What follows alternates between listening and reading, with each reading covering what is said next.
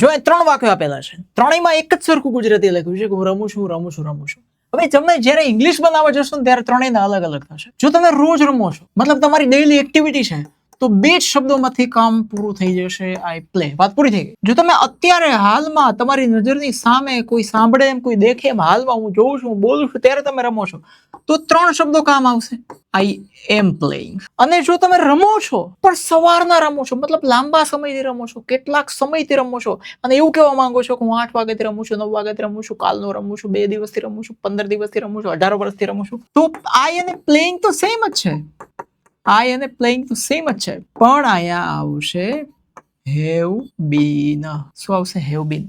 મતલબ શું? તમે રોજ રમો છો, તમારી રોજની એક્ટિવિટી છે, તો કર્તા ક્રિયાપદ સિમ્પલ, નો આઈએનજી, નો એમિઝાર, કાંઈ નહીં. અત્યારે નજર સામે રમો છો, હાલમાં ક્રિયા ચાલુ છે, તો એમિઝાર આઈએનજી આવશે. અને રોજની ક્રિયા નથી, અત્યારે નથી, પણ લાંબા સમયથી, લાંબા ગાળાથી તમે રમો છો, તો એમીની જગ્યાએ હેવ બીન કે હેઝ બીન આવશે. આઈએનજી તો આવશે. હવે જો તમે લાંબા સમયથી એટલે કે સવારથી રમો છો, તો સિન્સ આવશે મોર્નિંગ. અને જો તમારે એમ કેવું હોય છે 2 કલાકથી રમો છો, તો આવશે 2 hours, સિન્સ મોર્નિંગ. બરાબર? રમવાનું જ છે વાત, પણ ત્રણેય જગ્યાએ અલગ છે.